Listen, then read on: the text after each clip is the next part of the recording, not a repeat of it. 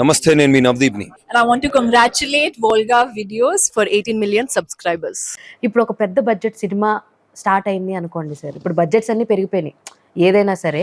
So అందులో చాలా అంత ఇంక్రీజ్ అయిన బడ్జెట్లో చాలా వరకు హీరో రెమ్యునరేషన్కో ఎవరికో ఒకరికి హైయెస్ట్ పెయిడ్ వాళ్ళకి వెళ్ళిపోవడం వల్ల ప్రొడ్యూసర్ అన్న వాళ్ళు నిజంగానే ఒక సేఫ్ జోన్లో ఉన్నారా అంటే what you will say sir? Safe జోన్లోనే ఉంటారమ్మా. ఇప్పుడు ఏంటంటే ఎవరికి ఎంత పోయినా పెద్ద సినిమాకి వచ్చేటప్పటికి హై బడ్జెట్ సినిమాలు, పెద్ద సినిమా హై బడ్జెట్ సినిమాలకు వచ్చేటప్పటికి they have got so many options of revenues. Say OTT, satellite, Hindi dubbing, overseas.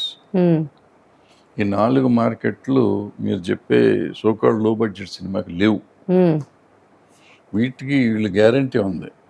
డెఫినెట్గా ఓటీటీ పోతుంది హై బడ్జెట్ సినిమాకి, డెఫినెట్గా శాటిలైట్ పోతుంది. అంటే వాళ్ళు అడిగిన రేట్లు రాకపోవచ్చు, ఒక రేట్ వస్తుంది.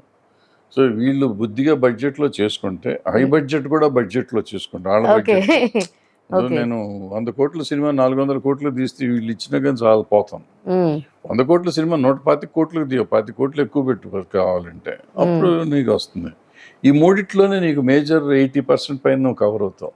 20% నీకు రిస్క్ ఉంటుంది. 20% కూడా రిస్క్ కాదు, ఎందుకంటే 3 days నీకు సినిమా ఎట్టి పరిస్థితిలో ఆడుతుంది బాగానే. ఆ హీరో కానీ ఆ పెద్ద సినిమా మీద ఉన్న దయా జాలి ఏదన్నా అనుకో, లేకపోతే ఇంట్రెస్ట్ అనుకో. అంటే మన నిజంగా మన జాలి గుంటే కదా మన అయ్యో అంత ఖర్చు పెట్టి తీసా అంటే పాపం మనం చూడకపోతే అట్టానే వెళ్తాం మన సినిమాకి.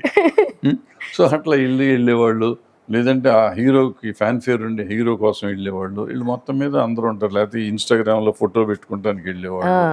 వీళ్ళందరి కోసం వస్తే రేట్ పెంచుకుని ఆడతారు వాళ్ళు. They will make money.